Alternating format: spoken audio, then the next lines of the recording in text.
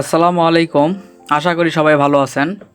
তো গত ভিডিওতে আমি আলোচনা করেছিলাম HTML এর যে হেড এলিমেন্ট আছে হেড এলিমেন্ট নিয়ে। তো আপনারা যারা এখনও আমার ভিডিওটি দেখেন নাই, আমার লার্ন উইথ রাজু আহমেদ চ্যানেলে গিয়ে এখানে প্লেলিস্ট আছে, প্লেলিস্ট থেকে আপনারা টোটালি যে HTML কোর্সটা আছে এখান থেকে আপনারা একটার পর একটা দেখে নিতে পারেন।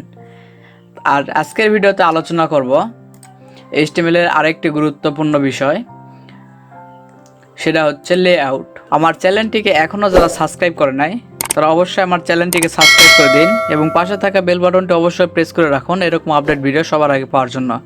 তো চলেন কথা না বাড়িয়ে শুরু করা যাক। আপনারা দেখছেন HTML এর basic tutorial form learn with Raju Ahmed channel.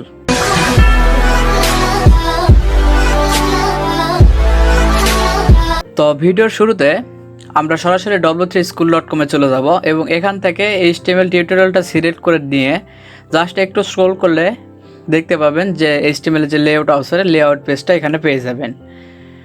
তো এখানে হেডার হিসেবে দিয়েছে HTML লেআউট এলিমেন্ট এবং টেকনিক্স।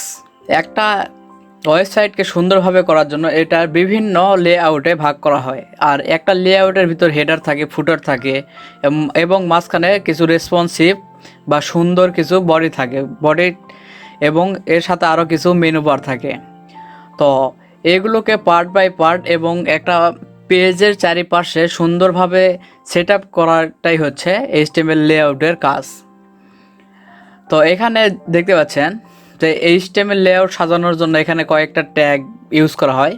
তার উপর প্রথমেই আছে হেডার ট্যাগ, তারপর আছে ন্যাপ ট্যাগ, তারপর section, article, side, footer and সর্বশেষ যেটা রয়েছে ডিটেলস এবং সামারি।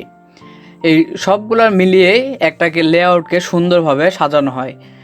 আর এই লেআউটগুলার বিভিন্ন সাইটে নিয়ে যাওয়ার জন্য আমরা যেগুলো ইউজ করি সেগুলোর ভিতর একটা হচ্ছে CSS ফ্রেমওয়ার্ক, আর একটা হচ্ছে CSS প্লট প্রপার্টি, আর একটা হচ্ছে CSS ফ্লেক্স বক্স প্রপার্টি এবং সর্বশেষ একটা রয়েছে সেটা হচ্ছে CSS গ্রিড প্রপার্টি। তো এই প্রত্যেকটা প্রপার্টি আমরা ইউজ করি বা প্রত্যেকটা অ্যাট্রিবিউট আমরা ইউজ করি আমাদের ওয়েবসাইটকে সুন্দরভাবে সাজানোর জন্য।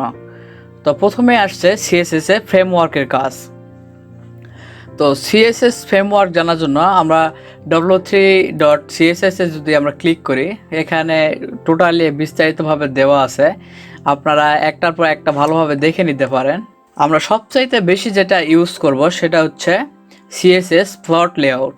তো ফ্লট লেআউটটার কাজ কিভাবে করে, আমরা যখন এটা ট্রাই ইট ইয়োরসেলফ করে নিলাম, তো এখানে দেখতে পাচ্ছেন প্রথমে কিছু টেক্সট নিয়েছে এবং এখানে একটা বক্স ইউজ করছে এবং এই নিচে এখানে দুইটা বক্স ইউজ করছে। আর এই দুইটা বক্সের এখানে বক্স সাইজিং অবশ্যই বর্ডার বক্স করে রাখছে, কিন্তু এটা যখন এখান থেকে এই পাশে নিয়ে আসছে তখন দেখতে পাচ্ছেন এখানে ফ্লট হিসাবে ইউজ করছে লেফট। ফ্লটের হচ্ছে দুইটা প্রপার্টি, আমরা এর আগেও দেখেছি, একটা হচ্ছে লেফট প্রপার্টি, একটা হচ্ছে রাইট প্রপার্টি। তো এই ফ্লটের মাধ্যমে এভাবে এক পাশ থেকে ডান পাশ থেকে বাম পাশে অথবা বাম পাশ থেকে ডান পাশে আমরা নিয়ে আসতে পারি আমাদের যে কোনো ফরম্যাটকে বা বিভিন্ন বক্স অথবা যে কোনো ফটোকে। আমরা এর আগেও ফ্লট সম্পর্কে অনেক আলোচনা করেছি, আপনারা অবশ্যই ভিডিওগুলো দেখে নেবেন। তারপরে আরেকটা ইম্পর্টেন্ট হচ্ছে সেটা হচ্ছে CSS এ গ্রিড লেআউট। গ্রিড লেআউটটাও সেমভাবে কাজ করে। একটা সুন্দরভাবে একটা লেআউটের সিস্টেম, রোস, কলামস ইত্যাদিকে ডিজাইনে আনার জন্য এই গ্রিড লেআউটটা ইউজ করা হয়। এটা মূলত একটা টেবিল আকারে কাজ করে বিভিন্ন সাইটকে ডিজাইনে আনার জন্য। তো এই ছিল লেআউটের আলোচ্য বিষয়।